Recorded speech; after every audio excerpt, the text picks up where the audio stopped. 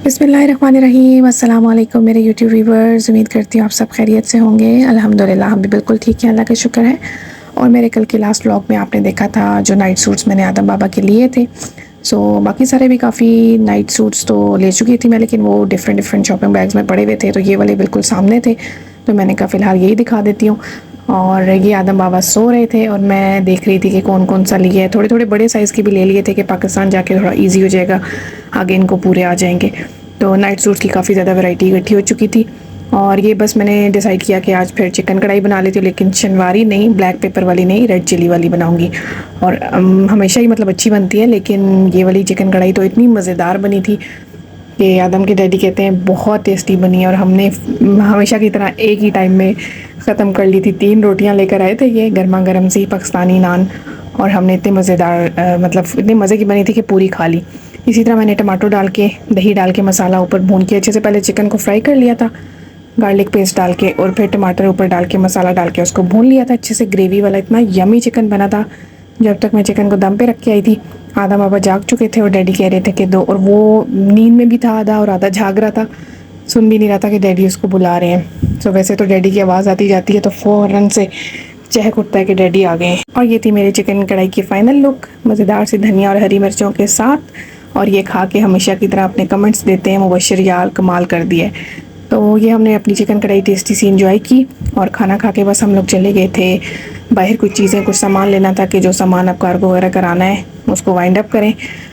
और अभी मैं आदम बाबा को सुला कर आई थी ताकि वॉइस ओवर करूं, लेकिन वो जाग चुके हैं, आपको पीछे उनकी आवाज़ें आ रही होंगी। और ये मैं कुछ शूज़ देख रही थी पाकिस्तान के लिए, जो गिफ्ट्स देने हैं उनमें शूज़ मुझे चाहिए थे। बच्चों के भी शूज़, बच्चों के तो नहीं, खैर जेंट्स ही कह सकते हैं आप, मेरे नीस नेफ्यूज़ के। और ये शूज़ लिए थे, बहुत प्यारे शूज़ थे, इन्होंने भी अपने घर में बच्चा पार्टी के लिए शूज़ लेने थे। और आदम बाबा सो चुके थे, लेकिन वो जाग गए थे, तो हम प्राम नहीं लेके आए थे कि हमने बस फटाफट जाना है मैक्स में। और बड़े अच्छे शूज़ की वैरायटी आई हुई थी मैक्स में, बहुत ज़बरदस्त। आप लोग भी जाके ज़रूर ले लीजिए, बहुत अच्छा स्टॉक आया हुआ था। फिर हम लोगों ने कार्टन और ये सारी चीज़ें, वो जो प्लास्टिक रैप होता है जो पैक करके ख़ुद घर से ही हम कार्गो वालों को देंगे।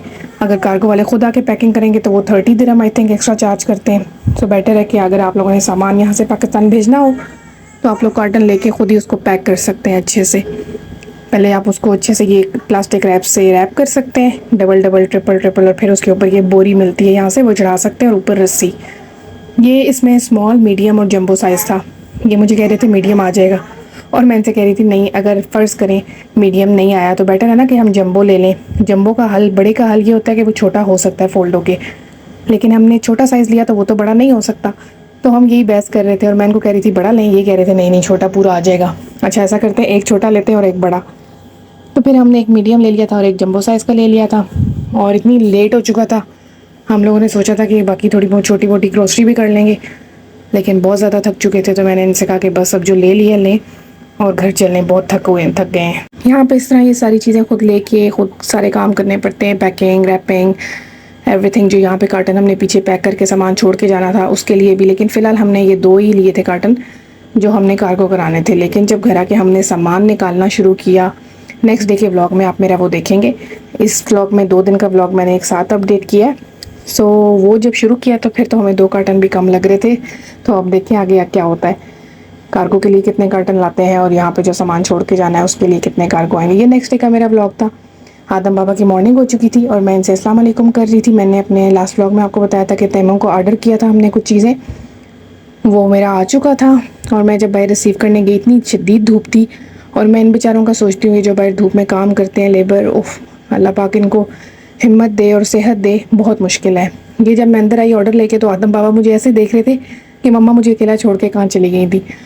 और फिर बस दिन में डैडी घर आ चुके थे। मैं कोई भी चीज़ हो, कुछ भी आए, कुछ भी नहीं, अगर पकाऊँ भी इवन के, तो डैडी के आने से पहले ना मैं टेस्ट करती हूँ ना मैं खाती हूँ। इसी तरह कोई चीज़ आए भी तो मैं वो ओपन नहीं करती जब तक डैडी घर ना आ जाए। शुरू से मेरी यही आदत है। मैं इनसे कहती हूँ, ये हालांकि मुझे कह भी रहे होते हैं अच्छा मैं फ़ोन पे हूँ आप खोल लो, मैं कहती हूँ नहीं आप ही आके खोलेंगे, मुझे अच्छा लगता है, मैं इंतज़ार करती हूँ ये आएँ, ये हर चीज़ को खोलें, ये हर चीज़ आदम बाबा को स्टार्ट करवाएं। इवन के फ़र्स्ट फूड भी जब मैंने आदम बाबा को स्टार्ट कराया तो डैडी घर में थे, दिन को ये घर आए थे तभी मैंने स्टार्ट कराया। तो इस तरह हस्बैंड एंड वाइफ में प्यार, मोहब्बत, अंडरस्टैंडिंग होना बहुत ज़रूरी होता है। एक दूसरे की रिस्पेक्ट करना, एक दूसरे को अंडरस्टैंड करना, यही बच्चों की पर्सनैलिटी पे भी इफ़ेक्ट होती हैं। ये चीज़ें बहुत ज़रूरी हैं, आपस में घर का माहौल अच्छा होना बहुत बच्चों के लिए ज़रूरी है। ये छोटी मोटी चीज़ें इन्होंने ऑर्डर की थी, बल्कि ये स्टैम्प मैं इनको कह रही थी ना ऑर्डर करते, कहते नहीं बस मुझे अच्छा लग रहा था आदम बाबा के नाम की स्टैम्प जो इनके कपड़ों पे लगेगी बैक साइड पे, वो जिस दिन अब मैं लगाऊंगी तो वो भी आपको दिखाऊंगी। ये था टीदर, हाथ पे लेके बबी जैसे उसको सक करता है, वो चबा च्यू करता है, उसके लिए। ये मेडिसिन पाउचेस थे, एक इनकी अम्मी के लिए, एक मेरी मामा के लिए। और ये था इसका प्ले जिम कह लें, इसमें पानी भरना था, पहले तो हवा भरनी थी। मैंने थोड़ा सा ट्राई किया लेकिन मेरी तो बस हो गई।